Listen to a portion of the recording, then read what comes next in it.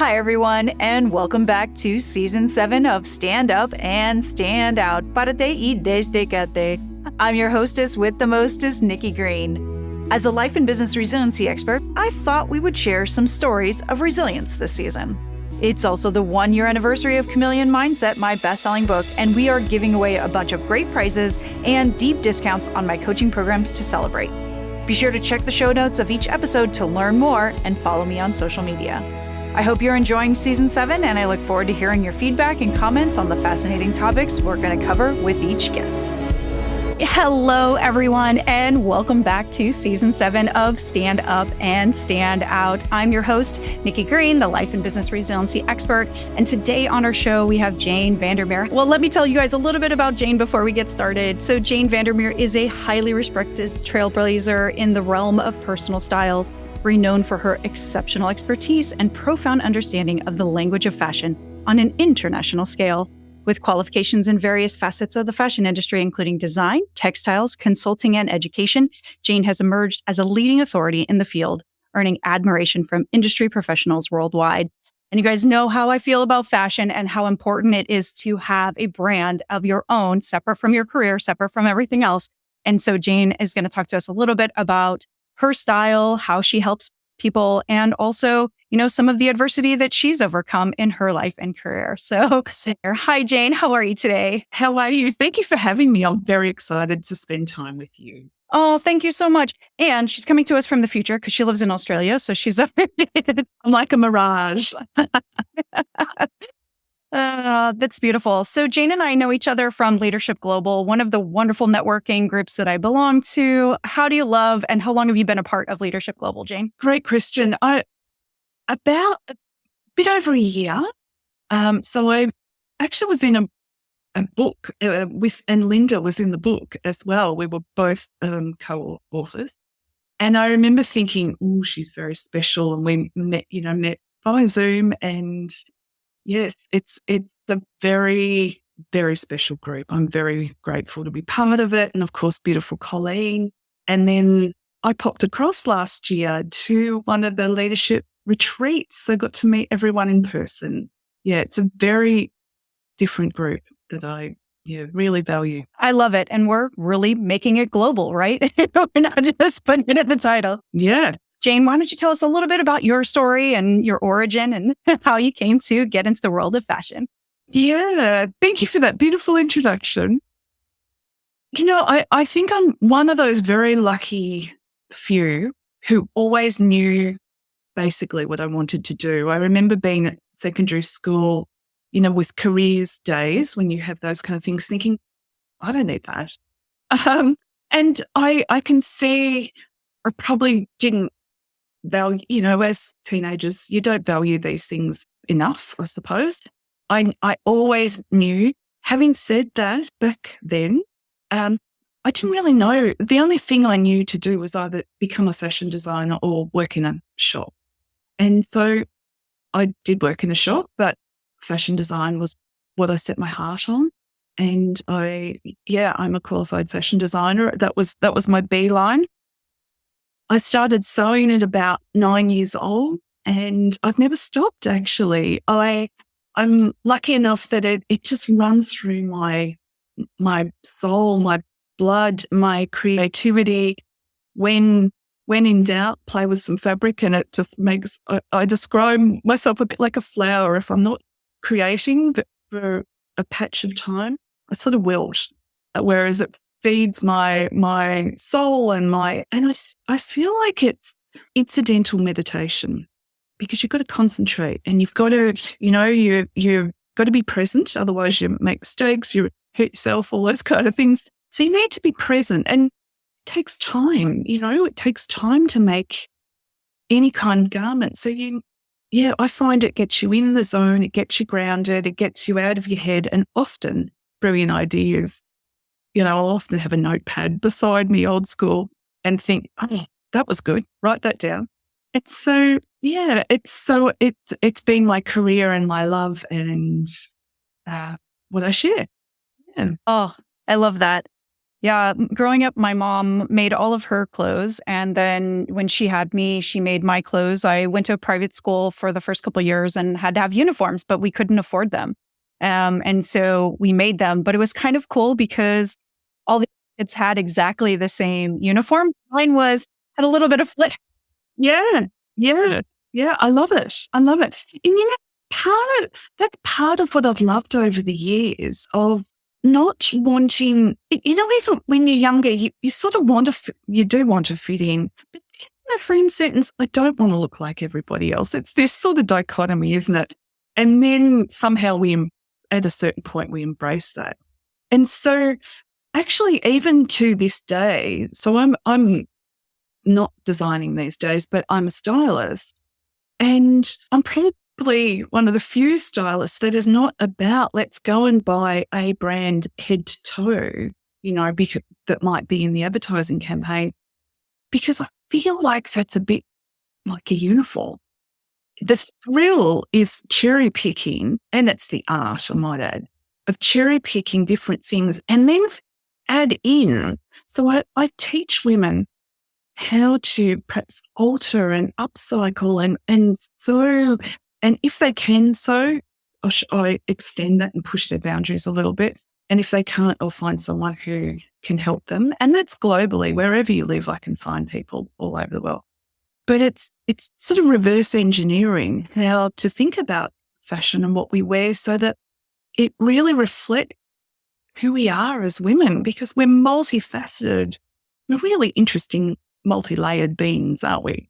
So most of us don't want to look like everybody else. And it resonates with me too, because once I, got a little bit older and started going to public schools, I could choose my outfits. But again, we didn't really have much money, and I was growing too. My mom's like, I'm not making you clothes.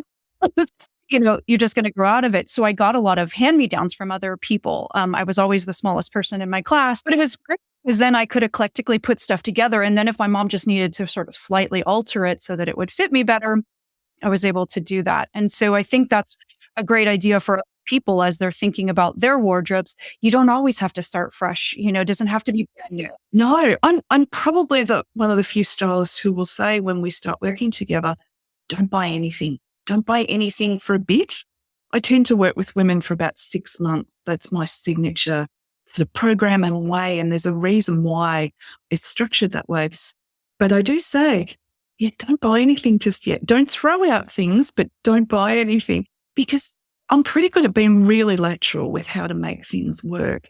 And, maybe it's a jacket that you love and the buttons are really a bit cheap, like they're plastic buttons or something like that. So changing the buttons and buying metal buttons, like whether, rose gold's your color or pewter or, whatever, that can really change things so quickly. And that's hand sewing. Like you don't have to be really skilled to do something like that. And it gives a longevity to your jacket and perhaps looking at it in a different way. And, we've had all these years of fast fashion, of throwaway fashion. So I really like to just challenge our thinking to look at it in a different way and extend the life. And of course then the individuality, that's as much part of it as any of it. I love that. And it reminds me of my grandparents in a couple of ways. And one thing, just to relate it to maybe the men in the audience as well, is my grandfather sewed. My grandfather was in the Navy, and they actually taught him to sew, not only to, fix the sails and stuff on the boat, but also to fix their uniforms and, to be able to make things last. And so I think men as well as women can reuse these skills to think about their wardrobe. Yeah. It's a bit of, in many ways, it's been lost skills, or just not encouraged over certainly sort of our generation. I would also throw in the mix, I often talk about even shoes. It's not really talked about really. Go and if you're paying X amount of dollars for your shoes, and especially say winter boots, get them resold. Look after them. Buy shoe protector, buy shoe cream. Like I know all that costs a little bit of money, but care for your items and look after them so that they last longer. And then we're not buying, lots of inexpensive things. And that to me shows the whole polish in an outfit, or the finesse of an outfit. So that's male or female. That is no different. Yeah.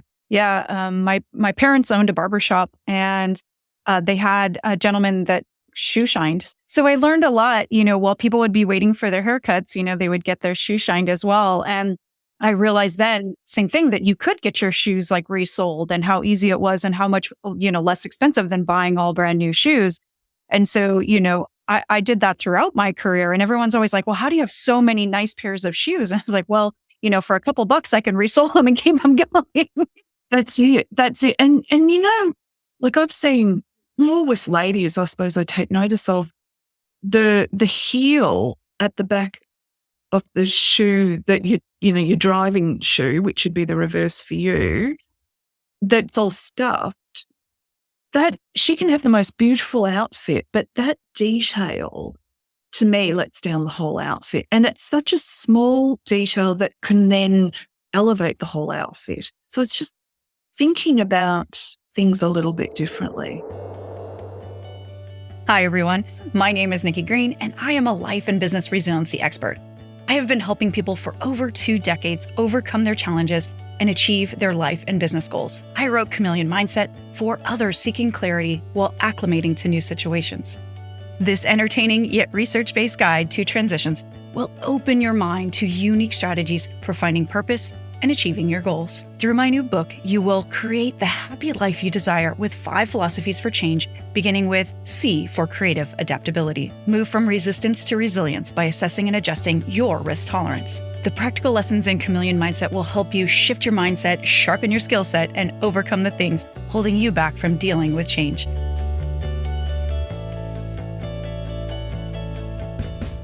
We'll have the new online course coming soon. There are half a dozen modules in total, but the way you choose to pursue your destiny, it's up to you. Each module can be done independently or repeated as necessary to tackle new obstacles and new goals in your life. And you can earn extra Chameleon coins for uncovering them. What are Chameleon coins, you might ask? These are reward XP that you can earn to purchase additional Chameleon Mindset benefits as you progress through the course. You can get swag, group coaching, one-on-one coaching, exclusive event tickets, and networking opportunities. And if you collect enough coins, you can even earn a full-day VIP intensive with me to work solely on your goals. And by joining the Chameleon crew, you will also gain access to my network of thousands of influential people around the world with expertise to help you on your business, your personal endeavors, health and fitness, and so much more. Reserve a copy today and click below to be added to our subscriber list. While we're talking about resilience, maybe share, 1 or 2 stories from, your career and the changes you've had that have helped you kind of become more resilient, and that you also use to help your clients now as they're reimagining themselves. Oh gosh, there's so many, isn't there, with resilience? Small business is, so I started my first business at 16, and I've more or less been in business, in fashion, ever since. I think small business is the training wheels of resilience, because things go wrong all the time, don't they? And it's all about problem solving, that, and having a cry, falling apart, and then pick your socks up and keep going, and find it, perhaps it's like course correct or whatever. I've always felt like I'm the salmon swimming upstream. I always feel like I think quite differently. Combination, I think differently, and I'm quite very sensitive and empathetic. And I remember over the years, so the fashion industry, which I love, but I'm very aware, I can see it for what it is. I know what it does to women's views of their own bodies. I know that. I also know that it can be seen as a bit fickle. And I know that with fast fashion, it's got faster and faster and faster. So when I first started and came out of college, you had clear 4 seasons a year and it was more structured and there was time. And then, over the course of time, there's drops every week, multiple times a week. So that turnaround time is much quicker. So with all of that, the demands, there's no time to be sick. There's no time to reflect. Creativity cannot be slotted into half an hour here, 20 minutes here. It doesn't flow and work like that. And I remember along the way with different, a lot of creatives, I'm lucky I've got a business, sort of half business, half creative brain. But a lot of creatives don't plan so much and everything's an emergency and all that kind of thing. And I remember thinking over the years, I'm getting very hurt and bruised by a lot of the egos and I'll just say egos, by much, a lot that I was surrounded with, because I worked as a buyer for 11 years as well. So I've traveled the world a lot. I've worked with a lot of designers globally and I have loved that. But as a sensitive person, I remember being told a lot over the years, you're too sensitive, toughen up, all this kind of thing. And so if you're told those little phrases enough, you start to go, I must be. I need to toughen up. I need to, that really hurt my feelings. And you start to think it's you and you start to believe it. You're told it enough, you start to believe it. Anyway, I move along a bit and I work on myself and read a lot more and am honest with myself and evolve, and a bit of wisdom and a bit of age and all those things that happen. And I realized somewhere along the way, my sensitivity, my empathy is my superpower. Yeah. But that took a long time and a lot of being told things like that. And even then, I would attract people that I would spend time with personally and professionally who all tell me that, they're attracted because they like that and then don't treat it with the respect or the superpower that it is. So these days, and for, the last whatever amount of years, 10 years, actually, when I am speaking on a global level, when I am working with women, my specialty is women, especially midlife women are my favourite. And midlife means whatever it means, not necessarily an age bracket, but it's my sensitivity and empathy that is my superpower. And so women within minutes are usually telling me their most intimate things, because how we feel about our bodies is usually tied to some situation or mean girl that said things in our lifetime that when we were younger, like what happened to me, we believe it. And it's not necessarily true. It's just that they were more forceful or more a bit of a bully or, all these myriad of things. So that's been a really big process. And as I have, I sort of fought it for a long time, and then even putting those details in a more public forum. So on my LinkedIn profile, so really businessy, not Instagram or anything, it says an intuitive leader. I thought, you know what, I'm going to own it, because that is what I'm really very good at. That's one of my superpowers.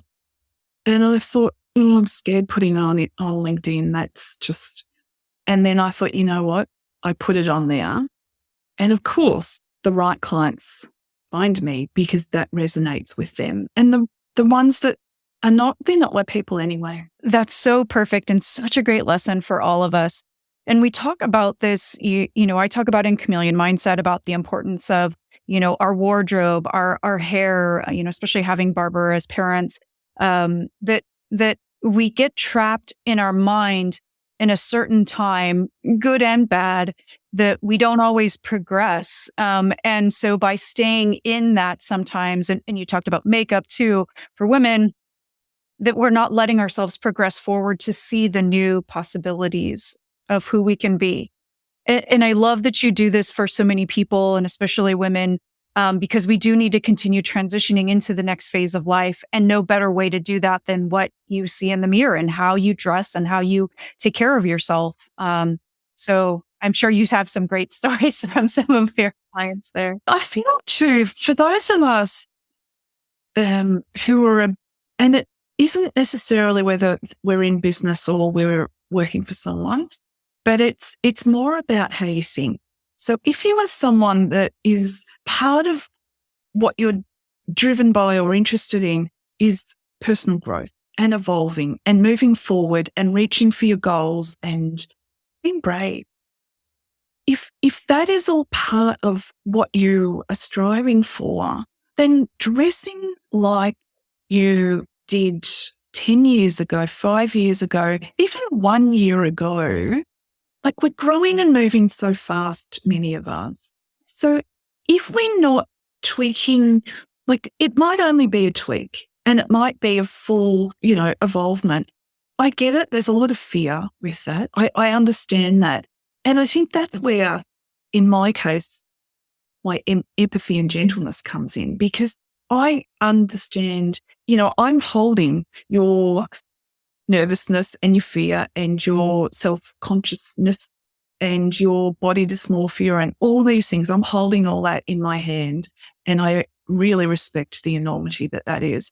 But if we aren't open to getting help, then how do we progress? How do you take your business, or you want that next role, or you want to elevate your business to a certain level? If we've all heard that saying, if don't dress for the role or the place you are now, dress for who you want to be. There's power in that. There's power in that. Oh, absolutely. So beautiful. And I think it's important for people with your talents to be able to help people see what you see that potential in them that sometimes maybe they're not seeing in themselves. We all need someone who sincerely and authentically believes in them, not just tells you what you want to hear or butters you up, or not that at all. Because, there's lots of people around like that. Well, Jane, I know we could talk all day and night until your afternoon and my midnight. But we've got to head out. I would love to be able to send folks your way to learn a little bit more about you if they're interested.